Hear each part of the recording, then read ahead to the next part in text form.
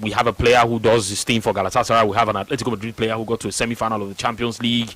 We have, goalkeepers in top flight football, players who, of course, are playing for different clubs in the Premier League, across the world, players who are playing top flight football.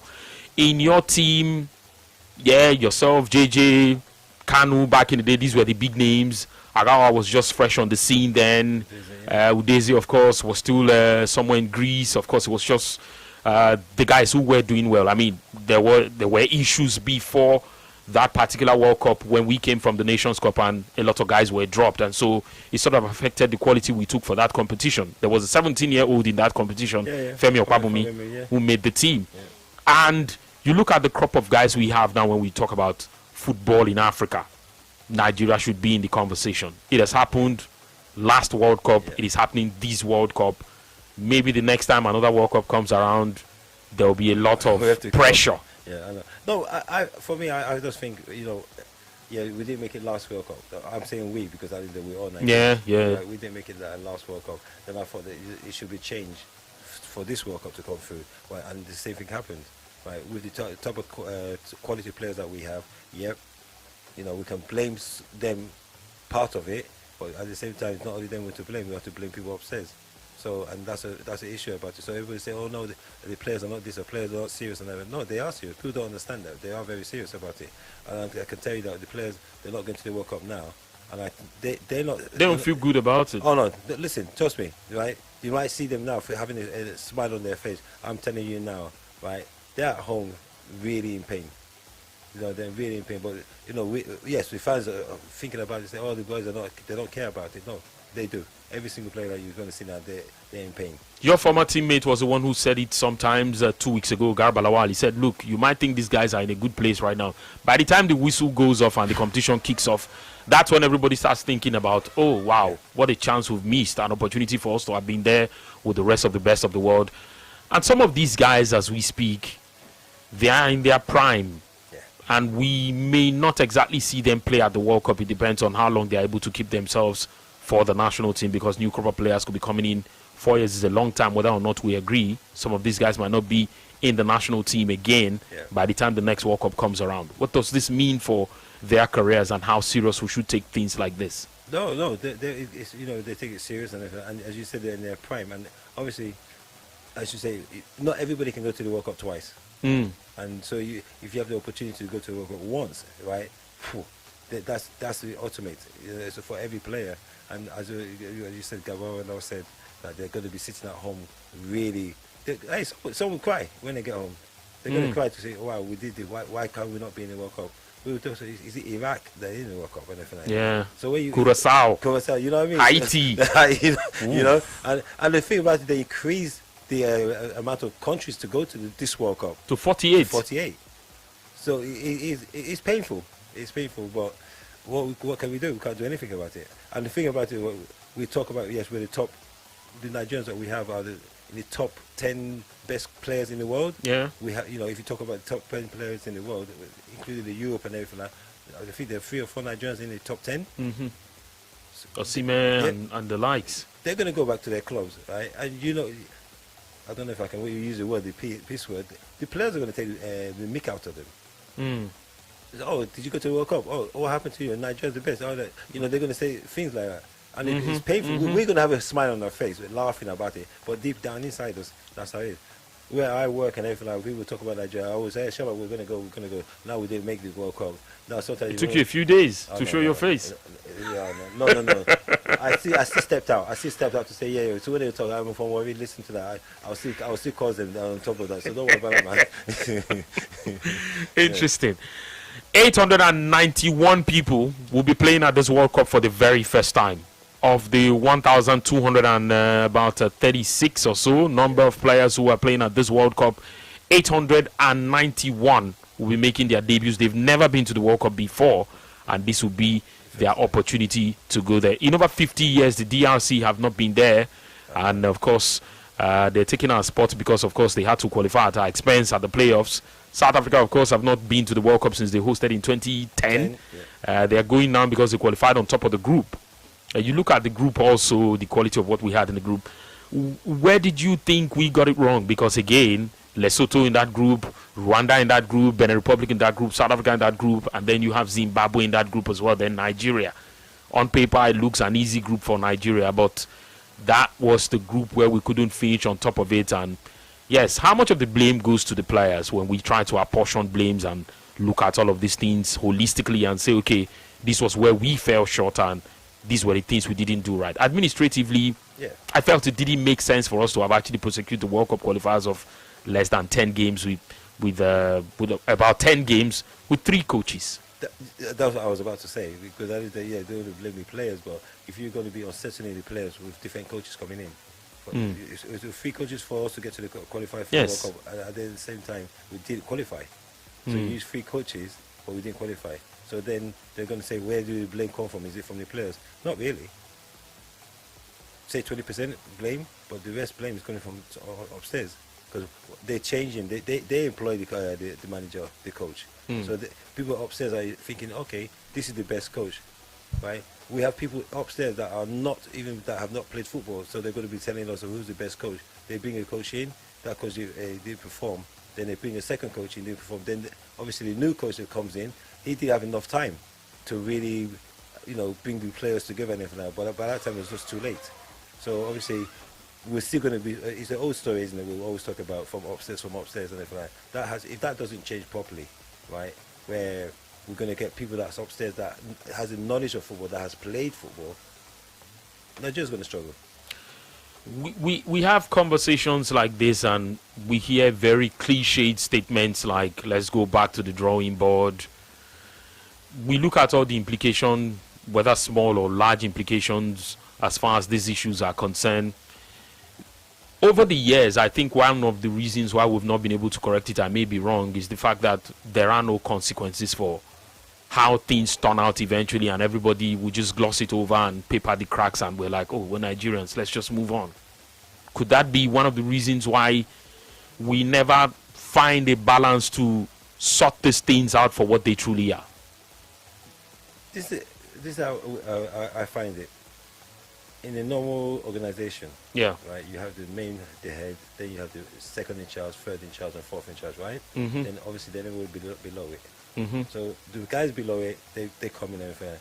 So if the job is not going right, it's the man that's the straight manager that's there, the leading manager that's there. Then if he's not performing well, it's the man that's number 3 in charge who has to challenge the number 4 man, right? The number 2 has to challenge the number 3, and then the big boss comes in. If the big boss now tells the number 1 manager, hey, you're going to get sacked if things are not turning out right, everybody's going to step up their game. But then again, we need to, then if they do the by sacking them, automatically say, oh, you're sacked, boom, boom, from the top, then everything will change. People will step up their games. And that's where we have the issue. Okay. 090-41,889, 090-44,889. The numbers to call to be a part of the show this evening. And yes, let's of course talk to him. Yes, this morning on the show, the Bandana Man is right here. If Tobere Soje is in the studios with us. And of course, compared to your time and this time, what would you say has changed in Nigerian football? The social media. Social media? Okay. Administratively, not much has changed? No, it's still the same. When you think every player, if there's an issue in the camp, right? It's really when you think it's some of the things we've had in your time, they are still prevalent in this day. Oh yeah. It's not the players, because the players you can see the players are in a good bond and everything. And most of the players are playing for each club, like Fulham boys. You know, they all have the. It's not. I don't think it's the players. It's we have to sort out upstairs properly. Really, that's what we need to do. 090-44,889, 090-41,889. And yes, we have with us a big fish today on the show. Tobere Soje. Yes, he played at the World Cup in 2002 for the Super Eagles of Nigeria. And he's right here in the studio with us today. And we're looking at various issues and all that has happened as far as our football is concerned the last couple of months. Especially, of course, as we have not qualified for the World Cup. And let's see if you have questions for him on the show today. Now, there's also been a lot of talk about. I know you were born in London. You were brought back to Nigeria. You grew up in Warri, and then you had to go back there. There's always the big conversation about how we treat foreign bonds and how we treat Nigerian players. People talk about the quality of what comes out of the league at home and then the foreign bonds. Where do you stand in this conversation when it comes to selecting players? Some say, oh, these guys didn't work for it. They don't show that they want it. They were only born abroad, and then the countries where they want to play for didn't favor them, and then they chose Nigeria as a second option. In a lot of the conversations that follow these things, I'm sure you're familiar with a few. Where do you stand in this conversation of, oh, who's good enough to play for Nigeria? Is it who's willing, or who gets a chance, or who's doing very well and then the opportunity comes? What makes me laugh is that when they talk about, are we Nigerians, yes or no? We are Nigerians. Okay then, so what's the problem whether we're foreign or not? That we were born in London or we were born in America and everything like that. Yeah, it's not nothing to do with that. So if the manager thinks that you're good to play, then you're good to play. So why I don't understand why you're going to come in and start saying, oh, he was born in London and this and that. He's not ready to play. Oh, they didn't pick him for the country that he played for. So now he wants to come and take Nigeria as a second choice. No, Nigeria was not the second choice. They were born in London. They had the opportunity and they were going to play. There's nothing else about that. And that's what makes me really annoyed when people start talking about things like that. They play for good top clubs. So they play for top clubs. What about if the club say, oh, you guys are Nigerians, so we don't want you to play? What are they going to say about that then? You know? If they're talking about the home-based players, there's nothing like home-based players. We're all Nigerians, right? Okay. So if the players are good enough in the National League in Nigeria, then they get picked. But the question is that, how good are they first? The coaching, the system, and it goes back to the top again, is the system of the Nigerian league is good, you know. So the Nigerian league goes off and on, right? Sometimes they're playing, then tomorrow they'll suspend it, they'll start again. So how is the official league in Nigeria? And if we have good quality players there in Nigeria, of course, then the coaches will go out and start picking them. That's how it is. So they mix them together. So when it came within our time, anybody that came together was simple. That that's a team player. Nobody challenged it to say this is home-based player, so you're going to sit over there or you're going to sit over there. No, it doesn't work with that. Oh, so you think we must address the problem of solving it at home first, address the quality of talent we have at home? Again, when they talk about, oh, we have talented players all across Nigeria, where does the conversation end? Because we have seen in a lot of cases that you having the talent might not be enough. There are things that the coach would want you to do on the field of play, and the information that will make you do the extra might be what is lacking, because these players could be here and then they go abroad few years down the line, they have gone levels past what they used to be when they were here, and you know for certain that they probably would have been stuck in that talent conversation if they had stayed back in Nigeria. Okay, we have good quality players here. Yeah.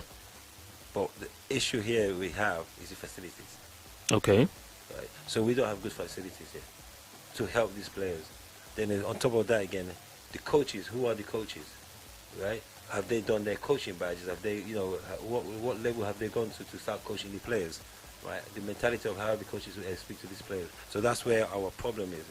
So from it all starts from the grassroots again.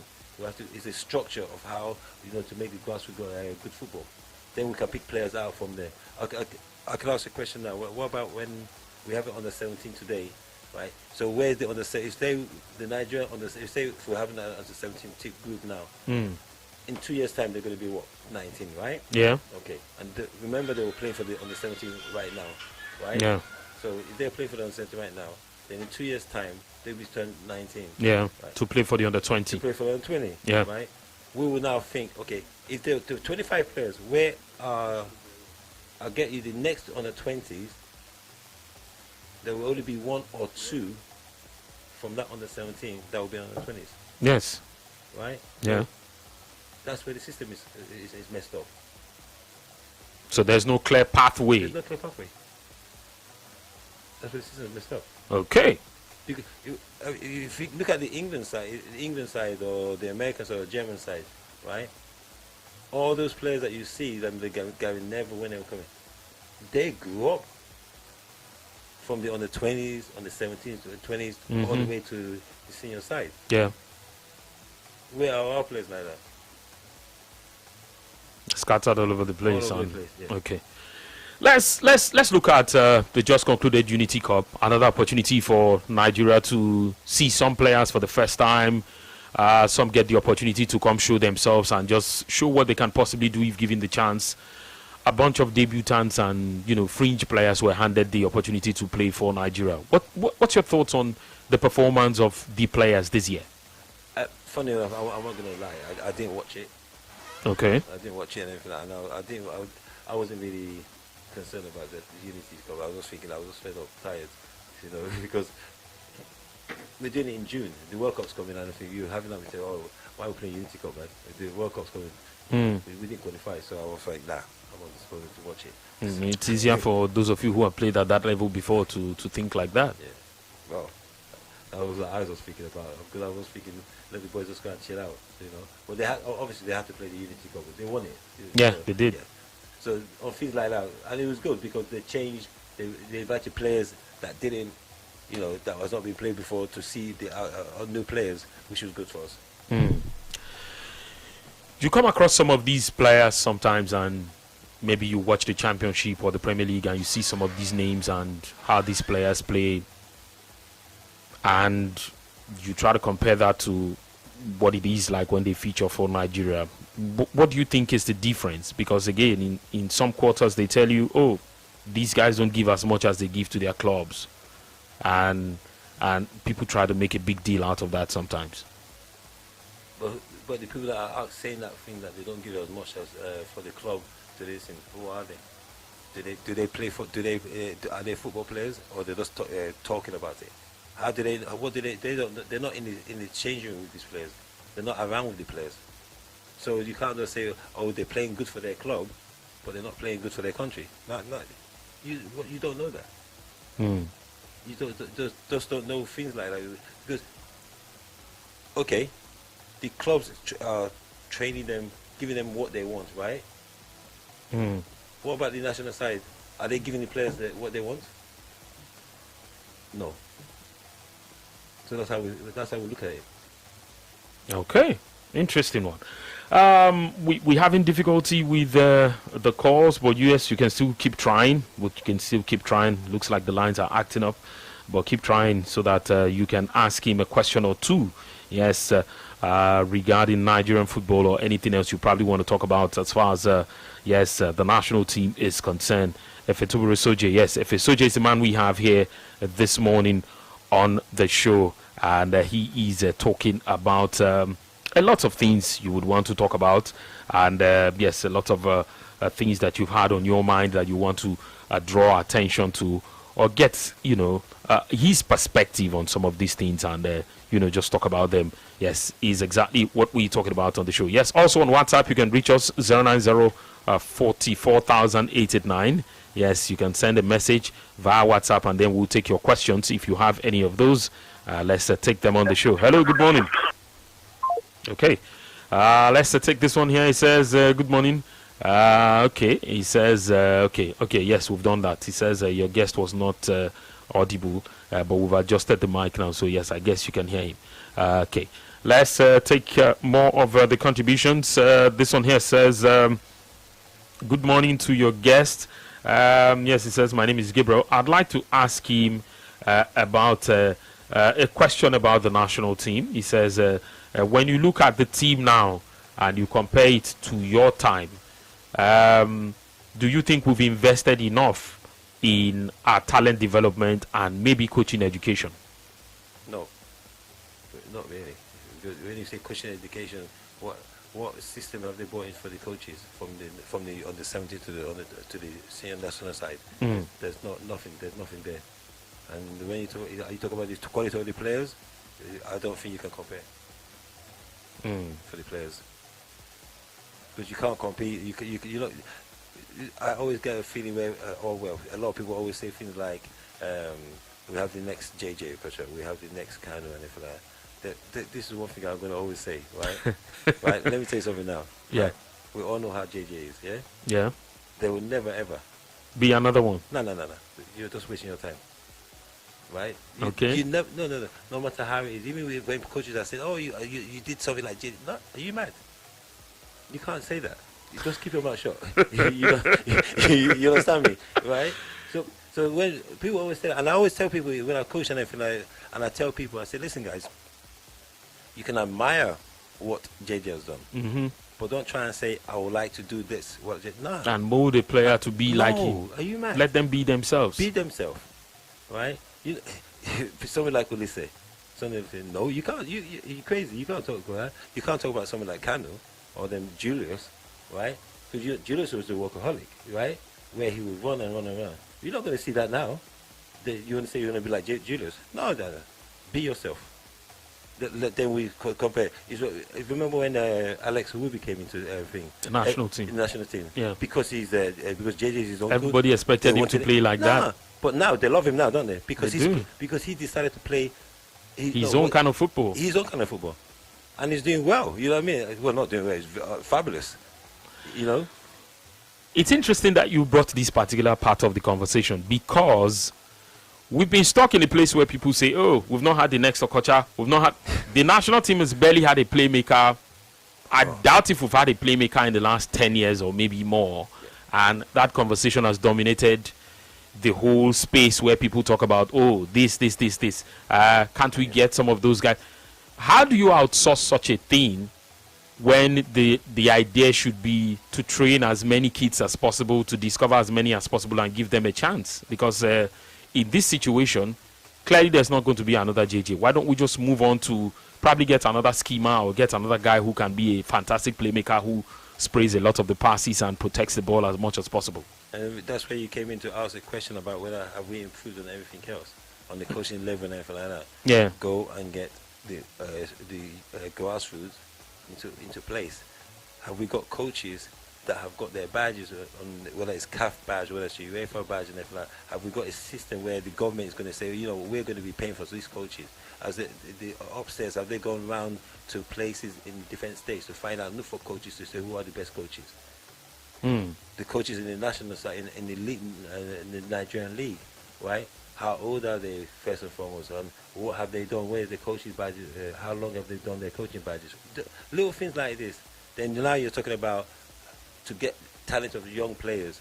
You can't get this talent of young players into a place when there's no scheme of like saying that, okay, we're going to be going around the country looking for this or looking for that. Does Nigeria have it? Age grade competitions are not even consistent, where you can say, okay, this competition is going to happen at this time of the year where coaches can go farm for talent. Thank you. Right, then they want to start coaching them. Right, I've been to some places to go and watch some coaching, some training in Nigeria and FLI, and I'm thinking, oh my God, what are these coaches doing? Oh, you've been around. Yeah. Okay, let's talk about being around, because what do you do these days? I mean, there's a contributor here who's asking. He says, please ask him, what is he into now, coaching or others? Alaba Cole from Aja. This one is from you. The stuff with consultancy work and everything. At the same time, I do coaching. Okay. And I came to Nigeria for the last week now. And came to do some coaching and some scouting scheme and everything. What I tend to do most of the time is like people ask me to come over to do some coaching or scouting, and I say to them, I'm not a scout, right?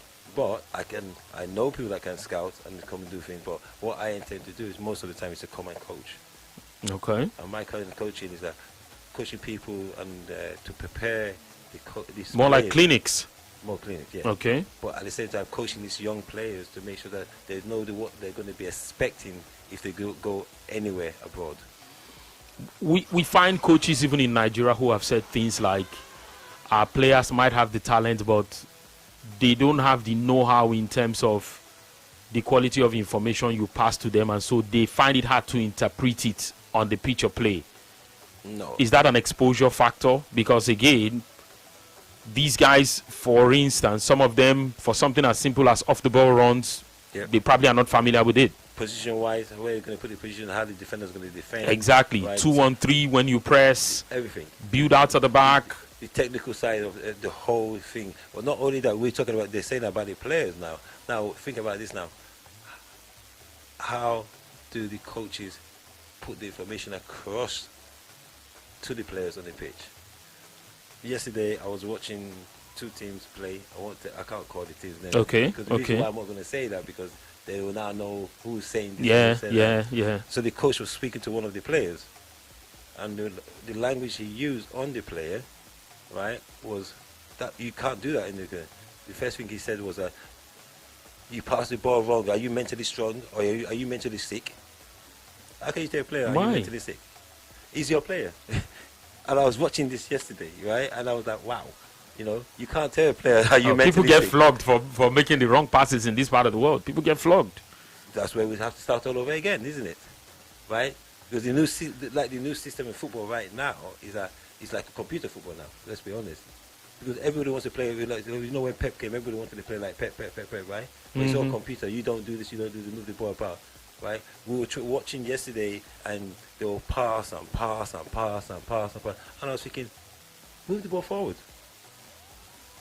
Going over the top, it doesn't mean that you're playing long ball. There's a tactics to it, right? There's a system to it.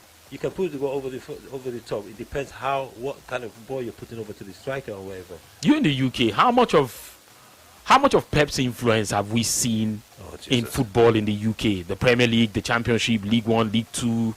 Before we talk about Luton, the club you played for, I'm not sure if you still support them these days. I do follow them. You do? Yeah, I do follow Interesting. them. Yeah. They missed out on the playoffs. I know, I do follow them. Okay. Yeah. How much of an influence has Pep Guardiola been to English football? Massively. With everybody, every club, everybody, all now it's like we want them to pass the ball, space. You don't force it. That's what I always say. Don't force it. If you play forward, if you can't get through, come back. That's everything they're doing. Even from the Championship, League Two, even League One, everything they do. Even I've seen it in the league, non-league. They choose to play as we say in football. Pass, right? So sometimes I'm sitting at home watching TV and I think, oh God, football's boring now. And earlier on when you were talking about, I'm telling the truth. Sometimes when you talked about saying JJ, there's nobody like making JJ, playmakers and things like that. Hey, we don't have anything like that. Playmakers and anything like that. I'll tell you something. We talk about them JJ and FM. Obviously, I played in Warri. That's where I grew up in FM. We had a player called Blessing Kako. Yeah, Blessing Kako, yeah. Okay. He was listen, what he can do with both feet was unbelievable, right? Things like that. We don't even have that. Right? Before the ball comes, he passes the ball with side foot, left foot, everything. We don't still have that. So that's why I say don't compare with JJ, because JJ was, we call him twisted. When I mean twisted, it's like in a good way.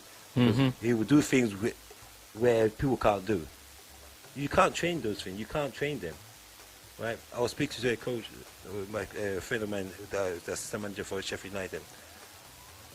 If you have a player, you can't teach the player how to be quick. So you get the strong black players now. They're strong, tall, right? But you can teach them technical, but you can't teach them strength. You can't teach them speed. And technically, it depends on how they adapt. Because if you do not have the first touch at 15, you probably may never have it. That's where it is. So it's all the first. And now what people do, people just want to try and turn and start dribbling, twisting their left, right, and centre, things like that. And I always and I'm going back to what I came for what I came for recently, because we came to coach and do some scouting, right, to look for talent players. And before they even started the games, which we're not supposed to tell them, but I just said call them to the side and I said, listen guys, all you need to do is just enjoy yourself. They just need to enjoy themselves, right? But what I was saying yesterday was like they wanted to overdo a lot of things for the scout to think, oh, I'm good about it or whatever. No, you're a midfielder. If the defender's right behind you and they play the ball into your feet, why are you trying to turn when the man's right in front of you where you can pass it back again? But what we try to do, they will think, oh, let's try and turn and dribble. It's simple football. When you watch the Premiership and everything like that, how many touches do you think each player don't have in the game? They don't have more than 2 touches. Yeah. Because somebody is always running ahead, and then you need to put the ball across. That's it. So it's little things like that's where the whole issue is going around. There's complicating things. Like, let the young players go out and play. I know a dribble catches the attention. Oh, no. But a fantastic pass better than a dribble? Yeah, of course it's quicker to the goal, isn't it? Yeah. Right? No, but yes, we Africans love all the skills and everything like that. But that's dying out at the moment because now we're coming to the level of where you ask about what has Pep really brought into it. Because Pep's football was just tip-tap-tap. Just look at if you watch his games or his teams, it's only one touch, pam. There's nobody there that you're going to see that's, oh, give me the ball, I'm going to dribble, boom, take it out, you go and everything like that. It's not there anymore, is it? For what we achieved with how we were grooming guys back in the day, I'm not sure what the process was because, I wasn't part of the process, but I go around local places these days, grassroots teams where they train some of these guys, and sometimes you find out that even when scouts come from outside of Nigeria, they only want strikers, wingers, and DMs. Yep. They can't trust our players to do the technical job of being a playmaker, being a deep line playmaker who builds from the back and who, even under pressure, can still make the best pass possible or draw a foul at least. Yeah. When we don't produce such kind of players anymore, where does that leave us in terms of trying to cover for the deficiencies we see in the national team where we've been complaining that, oh, there's been no number 10? Yeah, but that's what that's what clubs ask scouts to go and look for. Everything's changing now, isn't it? They're not looking for the candles and everything like that, right? So they're asking for that. Going back to what we did yesterday, right? I saw about 5 central defenders, right? They were good, right? And they played to the system of what even Europe is playing now, which they were doing it. But the only thing what I said about what they didn't do, right, was they didn't communicate. If you're going to play now, if you're playing central defense, as a defender, anywhere you're playing, you have to know how to communicate with you have to talk. But that communication is not by saying to you, hey, you're this, you're that. It's all about encouraging them, encouragement, tell them what they didn't get right. Correct. In the game. Because when you look at the people like Van Dijk now and everything, you see them talking, but at the same time, even though they're talking, they're still concentrating on their own game. 4 years ago, I spoke with a guy who's Nigerian, Femi Ajilore. He said when he signed for Feyenoord, Van Dijk was 18. And he was still doing a lot of the practices where they tell him, okay, do it this way, do it this way. He wasn't born with those things. Experience of all the years. But describe for us how you felt being in that World Cup situation back in Japan. To be fair, I felt fine. But I had the good thing about it was that I'll call it my teammates with them, Muchu and Gabalawa and everything, joining with them, talking to them. Because you watched them play before, and then now you're in the same team with them. They were all good with me. They were all relaxed, and they didn't put any pressure. How about the frenzy of the world's attention is there, everyone is traveling there, and you know that you go to packed stadiums? I wasn't bothered about that because obviously I playing in the championship in London and we were stadiums like that. Okay. It's just one noise when you think about it. It's just one noise. That's it. There's no big difference with 40,000 or 70,000. You know what I mean? It's a big one, just one big noise and everything. And I remember when we were playing it against Argentina first time, and Muchu just came up to say, "FA, just enjoy it, man." Let's take some calls. Hello, good morning. Good morning, Vicky. Yes, good morning. I greet your guest. Yes, FSOJ, can hear you now. Good morning. My name is Akorele Daniel. You're welcome. 2 things quickly. Okay.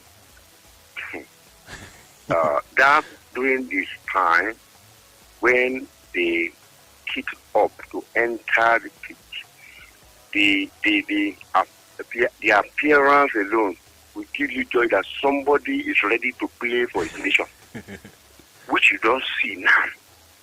So I want to ask, what was the motivation? What is the secret? What is motivating you guys to make us happy? Always make us happy back home.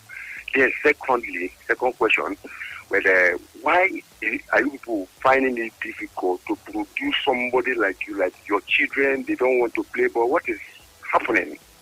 Thank you very much. Okay, thank you. He says you people have not exactly passed down the baton to the next generation. How do you do that? It's natural, isn't it? It's genetics.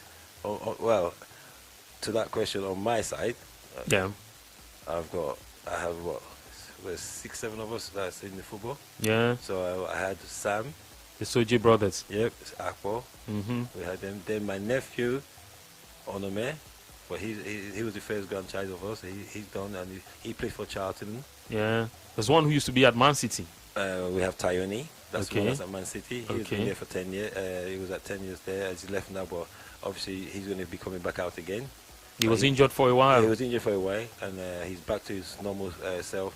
He had to go. He plays for a club called Buxton. I think they were about 2 leagues below the League One. Okay. Right, because he has not played. He didn't play for a long time. Yeah. So he's back now, and so the good thing about it was that the coach of that club knew how high he was, so they brought him to ask him to come and play for him, to play, come out for City to play for them.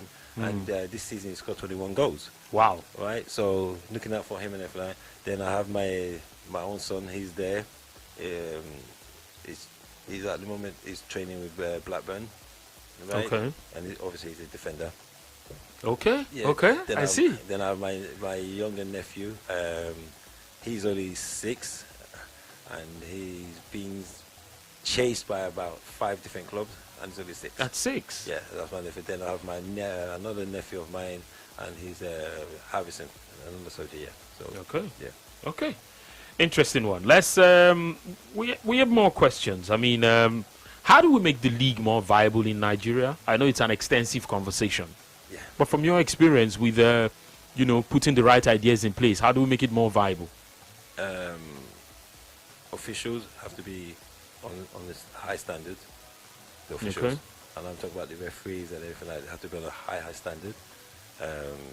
Facilities. If the facilities are not there, right, then there's nothing else you can do.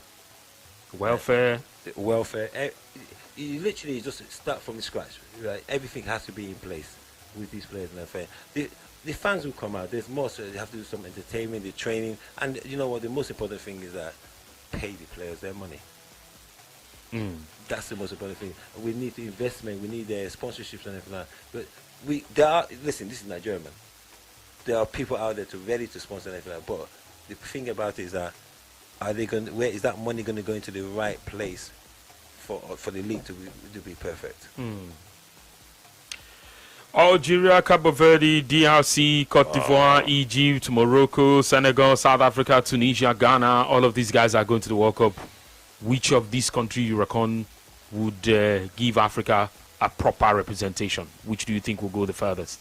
Congo, Senegal, and Ivory Coast. Morocco got to the semi-final the last time. I beg you. You don't think they will? Hey. Okay. That's an interesting one. Now let's look at what we probably should be doing now to get things right. I know that back-to-back World Cup will failed now. How do we now begin to channel this energy again to say, okay, let's get back up? Because again, we're talking about the coach discovering new players, and when the main guys come, they're going to fuse all of them together. In September, whether or not we're ready, the qualifiers for the next AFCON will get started. What he should be doing now, let's be honest, he's just recently finished with the Unity Cup, right? Yeah. League is finished. He should now know who his next 25 players. Best 25 legs. Yeah, simple as that. Who's starting the league properly now, the season after that? That's what he should be thinking about now. There's no thinking, let me try. There's no testers now. He's testing of players. The Unity Cup, right? So he can't tell me that. Let me bring them all. It will be back and everything like that first. But let me see how they're going to be with this player or this player. No. He knows what Iwobi can do. He knows what the Chukwueze can do. He knows what those players can do, right? So now with the new players, he now has to bring them back together and everything like that. He shouldn't be afraid of thinking that, all right, you know what? I'm not going to play you. He's going to drop somebody. And the people upstairs should allow him to do what he has to do. That's it. If he has to come out and do what he wants to do, and he can invite different players. If does he live in Nigeria? That's one thing we need to know. Does he go and watch? Does he go and watch the leagues? That's the question. So when people are complaining about we haven't got the home base, we have good players in the home base, right? Yeah, Let's ask the coach how many games, right, as a coach of the national side, has he gone? Somebody's got to finance that for him as well. What do you mean somebody has to finance that for him? Where's the NFF doing? That's what I'm saying. That's not about somebody has to finance. That's part of the federation's job. That's their job. Exactly. So, when you say finance, what do you mean? For instance, if his house is in Abuja and there's hardly any game in Abuja, somebody has to pay his flight ticket to go to other places and see these Why games. is he national coach? He's a national coach. Yeah. Then you see when you see Tutu when he was there, he just phones out, I'm going to this coach. Then everything should be provided straight away. Exactly. So I'm not sure that's the standard here. Then guess what? We're in trouble. we're the earthquake there. Okay. It's such an interesting conversation we're having here, and the messages and the calls are still coming in. But we still have a few questions for you to throw light on as far as this conversation is concerned. We're not sure when we're going to catch you again. 2 weeks' time. Let's see. JJ and Okocha. JJ Okocha and Kanu Wankwo. Important players for the national team back in the day. Yep. I would not put you on the spot to say rate their skills, but I would ask you whose skills would be more beneficial to today's football. Both of them? 100%. They're different. Everybody wants the entertainment. Pass it over to... Okocha will not play for a guy like Pep. You won't let him dribble. That's what you think? Well, check he dribbles. Listen, this is what people don't understand, right? People underrate. In short, they have not given JJ his flowers. His flowers, right? Yeah. If the question is that it's not Okocha will not play well, I can guarantee you, Pep is the one that will be dying to play for to manage JJ, and they will put everything around JJ. It's simple as that. Okay. Yeah. Interesting one, of course. It is being with us today on the show, right here, your Champions Now Sports Radio Brilliant FM. We've had with us Efetobere Soje. This question here says, good morning, Mr. Soje. My name is Uche, amazing Chelsea fan. Why is it that our federation don't want to go back to the grassroots football? And how can you guys come in to change the system of Nigerian football? Because it's always the same people running our football all the time and not having any change. Is there no rule written somewhere that the current football association can be dissolved and let's start afresh from the beginning? I mean, maybe by extension, the influence of some of you guys coming together to change something. Listen, they always say it's politics. Well, I'm not a politician, but it's all politics, isn't it? Of course, if we are open to come and coach, I know about 4 or 5 of our Nigerian ex-players that have their badges and everything like that, right? That has applied for jobs. How about as administrators?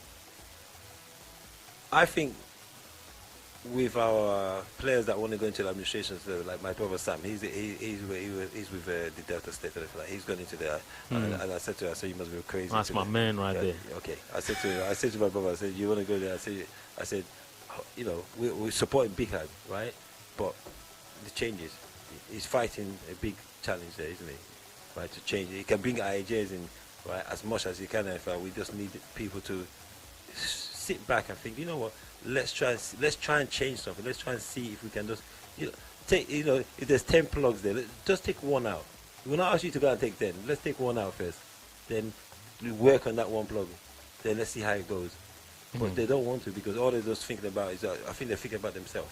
People upstairs to think about, no, if we do this, I might be losing 1 naira from here. So do 1 naira, right? That's what they'll be thinking about. So that's where the issue is. Charles Meyer says, what was your highest moment and your lowest moment in the national team while playing actively? Maybe not just the national team, your football career generally. Your highest moment. Let's start with that. Highest moment in football? Come on. It's playing for the World Cup. Not bigger than the World Cup, yeah? Nah, I got you. Come on, man. Your lowest moment will be... Lowest moment? No, I'm not getting any lowest moment. When my mom and dad died. I see. And why do you guys find it hard to hang your boots? There's hardly any footballer who wants to retire who doesn't cry. No, me not cry. I still play.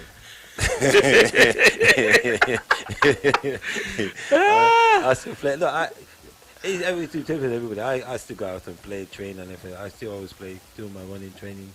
Every opportunity I have, and I play. Obviously, I play for how many clubs? 10 clubs, and so I always go and play our Legends matches, and that's what I do. Of course, this one says you didn't need glasses to spot Efesoji on the pitch. Yes, he was always spot on. And please ask him if match officials didn't disturb him for his fashion sense back in the day. Casey from Festac. No, they're not really disturbing it. I think it was only with the issue that we had with the communication when we played the Argentina, where I didn't wear that. But after that, it was all sorted with FIFA, which was all agreed on. But the referee, I think he had the issue. He was overzealous, maybe. Oh yeah, yeah. So maybe he was part of the Argentina side. That's why they went against us. Okay. Francis says he's a Newcastle United fan. He said, my question is, can you share the challenges you face transitioning from local Nigerian academies to playing competitive leagues abroad? About myself personally? Yeah. I never played in academy football. Okay. It was just normal street football here, and then when you went back. Street football in Warri, and that's it. Obviously, my friends in the studio, he was the guy that you see here now. Yeah. He was the one that bought my first football boots for me. So, and that was 1980. So great stuff. Yeah, so that's great stuff. Please shout him out on the show this morning. I would always say Peter Unondum. He played for Lobby Stars, NPA, NPC, Calabar Rovers, everything like that. Yeah, Eagle Cement. Yeah. So it's a pleasure to have you here with us. Thank you so much. Yeah. Thank you so much. He bought your first football boots for you. Yeah. Wow. I mean, because you have to remember when we back in the 1980s and everything like that. Mm-hmm. The only four things that you can do were engineer, doctor, accountant. Remember? Lawyer. Yeah, lawyer. Yeah. Okay. So So I went. Obviously, our family all grew up in London, but went straight back to Nigeria to Warri and anything like that. We all lived in Warri. Parents there. We all went to boarding school, right? We went to Government College Ughelli. It's one of the best schools. Till now, it's the best school. We played. Went to school. Our parents were always saying to us that education first. I wish we did. Then obviously I got into Abubakar University, but Delsu. Yeah, I got into Abubakar University. But what happened is that when they were supposed to go to university, I was playing for the Steel Pioneers, the DSC. Okay. And we had apartments in Steel Pioneers. So instead of me going directly to the university, I was going directly to the camp. so after 3-4 months, after 3 months, because this is how funny it was that your parents can go and visit you in university. Yeah. So Sam, my younger brother, and I thought they were at home. So what happens is that when my mom would say, I'm going to go and see if you're in school, you need to tomorrow. They'll say. So what they would do that the day before, they will enter the keke. Okada. Enter Okada, he will come to say, Mom is coming to school, I will see you tomorrow. I say, okay, no problem. He'll go back home. Then what I would do that same night, that night, around 10 o'clock at night, I would just turn up. Yeah, I'm home. So interesting. Yeah, so that's interesting. Okay, that's it, ladies and gentlemen, today's edition of the show. Yes, right here on your Champions Dial Sports Radio Real FM. In the last 54 minutes, we've had with us former Nigerian international Efetobiri Soje. Yes, the bandana man.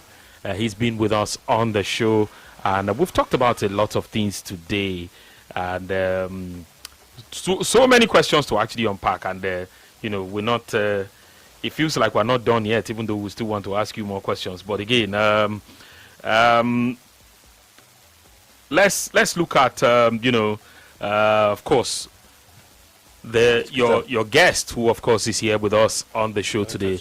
Let's just of course say hi to him and talk to him. Of course, the places he played, what he's still doing now. If you're still buying boots for the next stars, let's find out. It's a delight to have you join us on the show today. Well, thank you very much. And how's it been with you? What's been the passion for you and football? I know you played at some point. He just said you played. Well, it has been nice with football, last time football. I grew up playing football from the street, just like he told you. And so we along the line happened to be that everybody do football. The only thing that can control the citizens, the children, was football. Everybody likes to go back to the field. I was totally in charge of that in Delta State then. If I say you don't play, you don't play. If I see that you're stubborn with your parents, when I come back, you will never come to the field. Please tell us your name for record purposes. My name is Peter Nalum Matthew. Okay. I play for NNPC Warri. Okay. I also have a stint with the national team at the junior level, under 17, under 20. Yeah, I have a brief time, but maybe they say I was not good enough, so I couldn't play to that level. No, he was good. So I needed to present people like the Mefe, Christian Obodo, Blessing Kakua. These guys grew up that. These are the Warri guys. Sure. Great stuff. Great stuff. Yeah. So when we find the space, this is Lagos, we find this is where people play ball. I'll come back and say, guys, you guys can make it. I've gone to Lagos. I've seen how they play there. I've watched the national team players. I think you can do something. You guys can get better. What you just need to do, just go to Europe, and I will do the next business for you guys. And as God willing. Is that still what you do till date? Yeah, I do. I do for a lot of guys. I can tell you today, one of my awards is Samuel Chukwueze. That's the truth. Oh, yeah? Yeah, I brought him up from Diamond Football Academy. Oh, great stuff. 2015, 2017, before they went to Kelechi Nwakali. Victor Osimhen, Amunike's team in 2015. Yeah, Amunike, those guys taught him at the national team. Why we produce for the national team. Oh, great. I could hear you talking about the issue about the next generation. How do they fit in? How do they fall into to move to the next level? The thing is that when anybody, the exposure level at the national team is the same thing. Whether you're a home-based player, it doesn't count at all. It doesn't count, because if the home-based player got his exposure, he become a foreign-based player. Okay. If you don't treat him well here, when he get outside and they treat him well here, he do the same behavior that the other guys at home are behaving. So in the issue of national team, when it is the Super Eagles of Nigeria, you don't talk about my boy or my player. National team is national team. It's about player playing week in, week out, or the best players in Nigeria.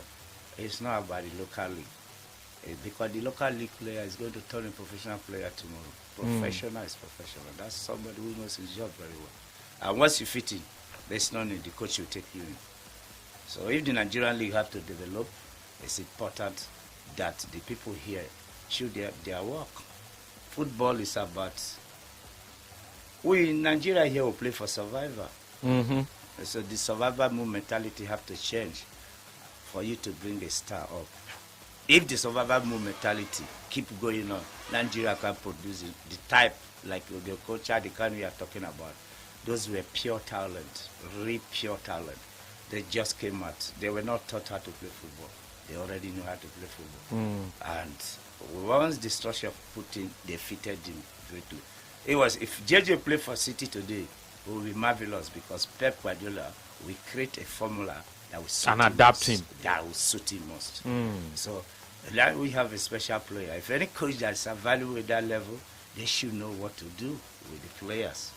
Trust me. There are a lot of talent, but people say a lot of talent in Nigeria, But I want to chip in something. Okay. There aren't much talent. There are not a lot of talent in Nigeria. They aren't. This is very good, because we say that all the time, and tax me. We say it with reckless abandon. Please prove to us that there are not a lot of talent in Nigeria, like we try to say it. There aren't a lot of talent. Why? Where do you draw the line? Why do you say that first things first? I close up because I followed seriously. Okay. What you call talent? Let me take example of Osimhen, Samuel Chukwueze, Nwakali. We are take the national team of under 17. I keep Kelechi Iheanacho as example. Yeah. They were the best talent that was picked among the so many talents we thought we have. It is the one that have been identified as the best that is the talent. The rest are just good players. Potentials. And being good is not good enough. You just need to be great to make professional great in football. This is the gap. The gap. You say you go everywhere, you see talent. Why is there no drove of players flowing to Europe every day? Agents come here every time to scout for talent. And sometimes they don't find what matches their standard. At the end of the day, 100 players, they will pick only 2. Is that talent enough? The administrators should think. Do we sometimes overhype the quality of what we refer to as talent when conversations about talent comes up? Do we overhype it to a point where we say, because for someone like you who's very experienced, who's had maybe 30, 35, 40 years of grassroots football now, what you will understand as talent might not be the same for a guy who watches for excitement and he sees a few stepovers and he's like, oh, That's it. This is a fantastic player. But I will only shake my head and tell you that the guy is trying. I'd never give this guy kudos. I'd never give anybody kudos. I will only tell you that the player will try. Now they say man to watch because definitely my nickname is man to watch in football. okay, They call me man to watch during my playing man days. to watch. Yeah, Man to that's, watch. that's the big name. This is history lessons for me, please. I appreciate. Thank you. They call me man to watch. And if I give you a player, trust me, I will only tell you that, well, this player is going to help your team. I don't ask you to take him. I don't ask you to just look at him, but it's going to help your team. But he's going to try. But at the end of the day, you come back to say, after like 1 week, you say, not to watch, right? Is it this player you are telling me is going to try? I've taken him, don't come back for you. Because I already know, I've saw what you have. I already know it's going to be better than your players. I already know he has something. He has some information that others don't have. Yeah. He knows when to track from behind. He knows when to track from behind. He knows when to go edge to edge, and which is what other players don't have.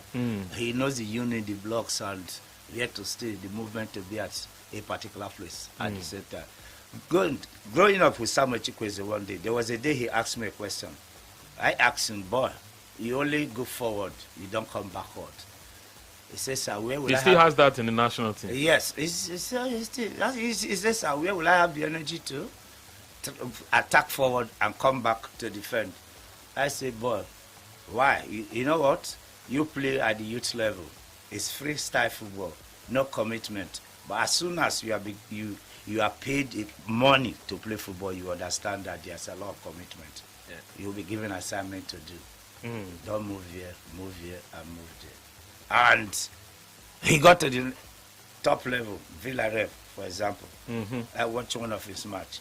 One day, first half, they were beating them 2-0. I told my friend that if this coach doesn't change someone, then they will sack him. Why? Because he was not tracking. He was behind the ball. Each time the ball was in front, the defenders are even in front of him. He's still rolling behind them because he couldn't do the job. He's beginning to find that adult football extremely very difficult for him to cope in. And at the end of the day, they were beating 3-2. They changed him second half. 1 week later, the coach was sacked, like I said before. It's crazy. That's crazy. understandable. Wow. Interesting one, of course, as far as this one is concerned. And this is still the business you are into. Yeah, Okay, very much well, indeed, we'll very probably much talk indeed. after. So many young players. We'll are talk there. after this session. In the meantime, England. Yeah. How far do you think they'll go? Oh, Jesus. The thing about it is that it all depends on okay. He picked. If you look at the defense side, Yeah. he picked, right? None of the guys in that defense have really played a strong, big tournament, Yeah. right? So obviously it's Tuchel, isn't it? And he's just being stubborn to say it. Yeah. He wants to play anything. You can't be, you have a Trent that's there. He didn't take him, Real Madrid, so all right, I'll go for the most they'll go is quarter or semi-finals. But what makes me laugh is when they always You have a favorite to win this competition? Spain, Portugal, Spain, Portugal. For the Europeans? Yeah. Yeah. Yeah. Not South America this time. Who? South America?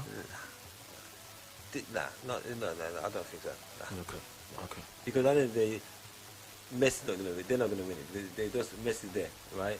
Then you got Ronaldo there, which is it's gonna be a good World Cup because of both of them, really, right? But when England say football's coming home, they will have another 6 years for football coming home. Bruno Fernandes, Vitinha, and Bernardo Silva. These guys will be too creative for a lot of these teams. Even if you play them low blocks, you'll be asking for problems. But I think we have a tasty World Cup cooking. It's going to be good, man. It's going to be good. Don't be surprised. African country will get to the semi-finals. You think so? Yeah. Okay. I don't know which one yet, but they will. Yeah. Okay. It's our time, don't worry. Let's see how that goes. Okay. The president of CAF actually said so today that he believes that an African country can win the World Cup. Okay. So let's see how that goes. You have to remember, we Africans have all the churches, You don't think so? Not yet? I was born and told that the nearest future African country. Well, you can look at me properly. You've lived the future. I'm going beyond the future. Yet, African country has never come winning the World Cup. If you played abroad, you're everywhere. If what you coaches from African country telling their players, it's not about tactics. I do know that. It's not about it's philosophy. I do know that. It's not about quality of players. I do know that. What should the coaches from Africa? Yet to go to the World Cup every time. What should coaches from African country telling their players so that we can turn this record which has stood for a very long time? I don't know about that. Those guys win. Those guys win. Come on, Efe. Give us shouting. Give us shouting. Thank you. Of course, that's it on today's edition of the show. Yes, right here on your Champions Down Sports Radio Bella FM. It's been an amazing session. Thank you, gentlemen, for being a part of it this morning. And thanks for the history lessons as well. And for all the things we've had to talk about this morning on the show. We're thankful for this opportunity. And yes, next